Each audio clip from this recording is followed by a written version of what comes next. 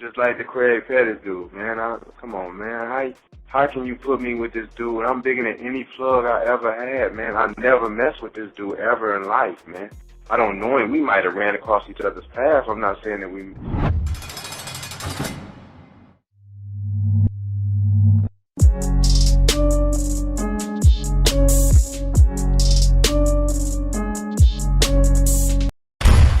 Craig Petties, one of the largest suppliers of cocaine and marijuana to Memphis and other cities across the country. He shipped millions of dollars worth of drugs from Mexico for years. I apologize to my family and the victim's family for the decisions I made in my life that put me here in this situation. I hereby sentence you, Mr. Craig Petties, to 9 life sentences in the Federal Bureau of Prisons. What? Hold up, we had a deal. I'm not supposed to get life. They took my deal. How could they take the deal? Where's my benefit from my bargain? He yelled at his attorney while the judge tried to talk. You can take that issue up on appeal. But for now, Mr. Petties, this court is sentencing you to die in prison for the carnage you produced in this community. With his head hung down low, cuffs tightened to the bone, and shackles on his ankles, the once superstar Kingpin walked out of the federal courthouse and back to the holding cell, defeated. He never thought that this would be his fate, but here it was, and here it is. What happens when the misery of America's inner cities collides with the poverty and weak institutions? Poverty has and always will be the motivator of big dreams. Most see a way out of the streets through the streets, and that is what Craig Petties seen. He was a small-time street dealer, some would say, a petty drug dealer that had aspirations of meeting what people refer to as the plug. And before long, he would meet the men at the top that would someday make him rich. But there would be brutality in so many ways as he chased that top position. Flashy cars, plenty of women, big chains, and then the other, mothers bearing sons that once dreamed of connecting with the plug. Those are the ones that never made it. He would be on the U.S. Marshal's 15 most wanted list, and before long, he would find himself slowly losing everything. And in the end, the game gave him nothing. In fact, the game had taken everything, including his life. Buried alive, the Memphis legend. Craig Petties was born in 1976. He was raised by his mother, Evergene Petties, and lived with one sister. The whereabouts of his father? Unknown. He was a young man on a collision course with prison being his destination. At 15 years old, he was charged with possessing a sawed-off shotgun. As young kids sometimes do, stupid things, Petties accidentally fired his newly acquired sawed-off shotgun in his house, leading to his first arrest. Less than a year later, he was in the street in 1993, selling crack.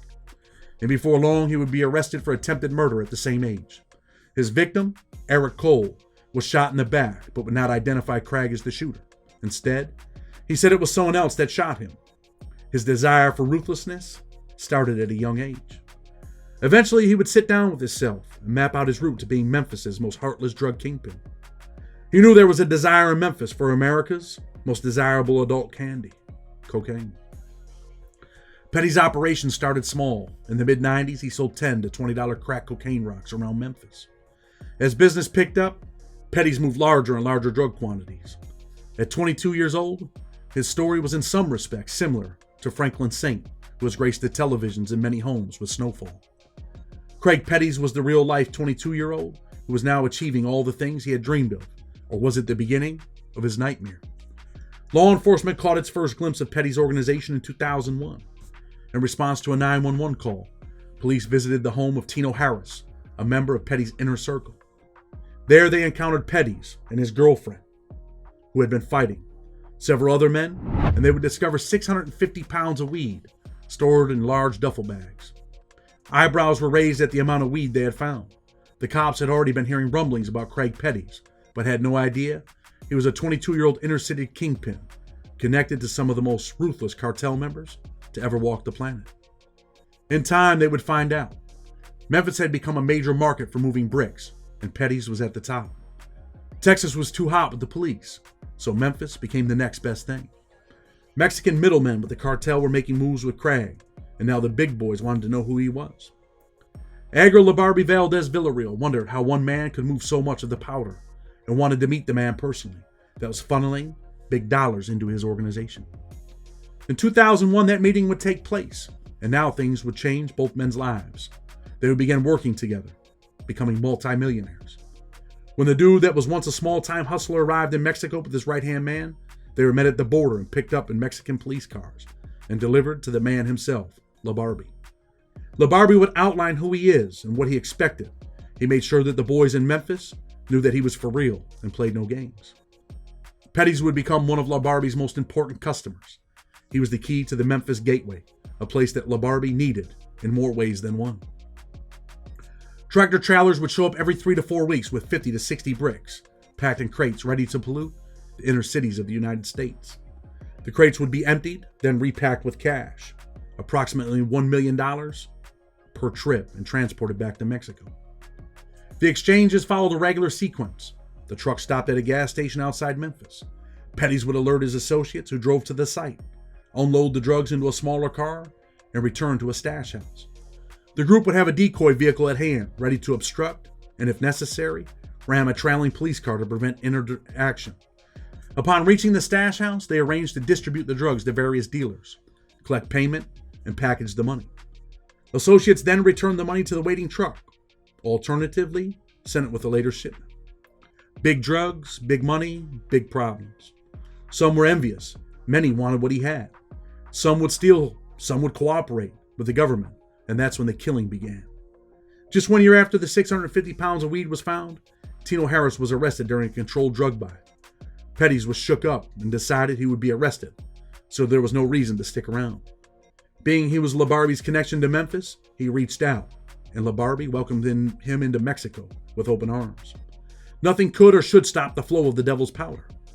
Petties communicated with his Memphis contacts using disposable Boost chirp phones, a modern walkie-talkie at the time, and through face-to-face meetings in Mexico. Using this network, Petties systematically directed shipments to his contacts, avoiding the saturation of any one market and minimizing the chances of detection. In time, Petties' distribution network reached well beyond Tennessee. He would soon be in Alabama, Mississippi, Georgia, the ATL, Texas, North Carolina, Arkansas, Missouri. Petty had changed the lives of so many. Some say he dealt with Big Meech. Meech has said he never did, but Meech may have dealt with some of Petty's people. Petty's methods remained the same. Every week or so, an 18-wheeler truck arrived at a predetermined location with up to 500 bricks. He was balling more than he could have ever imagined. LaBarbie and Petties would do anything to keep their trafficking and money flow going. While he had killers in place in the U.S., he would also dispatch Mexican hitmen to Memphis. He pushed hard and would become paranoid. Once in Mexico, Petties had reconnected with Clinton Lewis, who once sold crack with him in the mid-90s. In 2002, they reconnected. Clinton counted money, purchased a stash house, and arranged deliveries to other dealers. He had become a close associate and someone Petties could trust. He and other associates also traveled to Mexico to meet with Petties about drug prices and distribution. Clinton Lewis shared Petties' penchant for violence. After Billy Ray Miles, a member of the organization, stole a pistol and marijuana from Clinton's home, Clinton chased Miles down in his truck and put one in his leg. Clinton also participated in discussions about ending Antonio Allen's stay on Earth, a member of the organization who had allegedly cooperated with police. Court papers say Petties was wrong, and Allen had not cooperated with law enforcement at all. Petties and one of the hitmen would be pallbearers for their victim, who in fact was Petties' cousin. Clinton Lewis was muscle, but his cousin Martin Lewis was even more ruthless, and he too had an appetite for violence. He too was trusted. When an adversary had threatened Petties' mother, Martin Lewis was summoned to protect her. When Bobby Kraft, one of Petties' people that he was shipping bricks to, decided to steal 200 of them the very next day, the hunt was on. Clinton Lewis, Martin Lewis, Marcus Brandon, and Dana Bradley got into a car and went looking for Kraft at his house. Kraft returned fire at them, jumped in his car, and sped away. The group gave chase, with Kraft firing back at them on the highway. Clinton's car was stopped for traffic violations, and Kraft escaped with his life. People would travel to Arkansas looking for Kraft. He would later buy a house, cars, and jewelry with Petty's money. Shortly after this incident, Clinton Lewis and Marcus Brandon would kidnap Marcus Turner, believing that Turner had information about Kraft and the missing drugs. They stripped Turner of his clothes, beat him, threw him into a van, and delivered him to 3 other members: Carlos Whitelow, Clarence Brody, and Demetrius Fields. Those men questioned Turner in the van all night and drove him to Arkansas the following day in hopes of locating Kraft. But Turner had no information. prompting them to call Petties to seek permission to release Turner. Petties instead insisted that Marcus Turner, he knew too much, bro. He's got to go. He ordered the men to drive to a stash house and hand Turner over to Clinton, Brandon, and Terry Pete. That was the last time anyone saw Turner alive. On September 27, 2006, a trash collector would discover Turner's dead body along a Mississippi highway. Turner had suffered a fatal shot to the dome and blunt force trauma. Several weeks later, Clinton Lewis gave Turner's car to two other members of the organization, instructing them to destroy it. Another person on the receiving end was Mario McNeil in 2007. He had threatened Petty's mother. McNeil and Marcus Turner had been best friends growing up, and word on the street was Petty's was the reason for his disappearance. McNeil was also upset by Petty's decision to take out another friend, Latrell Smalls. Petty's responded forcefully. He wanted McNeil to disappear just like his best friend, and he directed his people to locate the man who had threatened his mama. March 16th would be his worst day. That is when Carlos Whitelow spotted McNeil at the DWB Wing restaurant. He trailed McNeil to a nearby business and then back to the restaurant, parking across the street in an apartment complex. Whitelow jumped on the jack and first called Demetrius Fields, who instructed Whitelow to continue the surveillance. Like a good underling, Clinton Lewis then called, first informing Whitelow that people are on their way, and later telling Whitelow that he would have to give out Whitelow's cell phone number. Martin Lewis next called Whitelow out of the blue, asking what color did McNeil have on. Martin Lewis would jump out of a car with a small revolver. Placing his hat on his head, he turned the brim to the side and entered the wing spot. Mario McNeil, for threatening Pettis' mother, would leave his blood not on the razor wire, but on the floor of DWB Wings. He died from multiple shots. When cops arrived, there was no shell casings to find. They were all inside the revolver. Before long, he was driving a new truck and was dressed in new clothes. He had been paid for taking care of business. People would testify that Martin was cold-hearted, said that he had hit a lick, and that he had laughed when people spoke on what happened at the wing joint. He stated in his own words, anybody that touched Auntie or threatened her, they got to go. Until his arrest in 2008, Craig Petties operated one of the largest and most violent criminal organizations in the southeastern United States. Petties did not hesitate to order the murder of rivals, associates who cheated the organization, and government informants. Petties remained on the run for over 5 years, and despite facing the rest of his life in prison, or even the death penalty, he was living life like a rock star, with a driver, personal trainer, a chef, and a nanny. He was a wanted man. Law enforcement would zero in on him. The military blocked off streets, sent snipers crawling on rooftops of area homes, positioned a helicopter to hover above, and stored Petty's home in the upscale suburb of Cuatero, 136 miles northwest of Mexico City. Petty, speaking Spanish fluently, tried to bribe his way free, but was arrested. 4 of his children, twin 4-year-old boys and girls ages 10 and 16, were taken to a facility. The children's mother, Latasha Booker, the same woman he had an argument with when this all started, was taking their 10-month-old girl to the nanny at the time. Eventually, she would be returned to the U.S. with her children. Before long, he was in a federal courtroom in Memphis. According to court papers, he immediately began to cooperate with the federal prosecutors, who initially had considered pursuing the death penalty against him. He had 5 years to plan his move. In exchange for his cooperation, Petties wanted help safeguarding Booker and his children from a vengeful cartel. He also believed that he would get some benefit at sentencing and would someday make it out of prison. He would plead guilty to 19 charges, including ordering 4 murders during a secret hearing in 2009. As the case progressed, more than 40 of Petty's associates would plead guilty and go to federal prison, causing members who were friends since childhood to turn against one another. The only 2 that would go to trial was the Lewis cousins, both sentenced to life.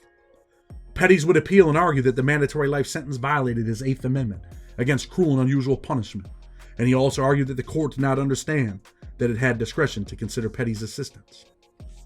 Today, Craig Petties is serving a life sentence, housed at USP Tucson. The game gave him nothing, but took everything. Craig Petties, the game. The game's over with for him, right? Sitting in federal prison with 9 life sentences.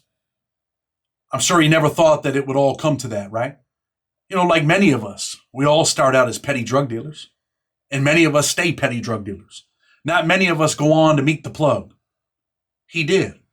But you know, as you Start to climb that ladder, your friends, your homeboys, the people that are closest to you become envious.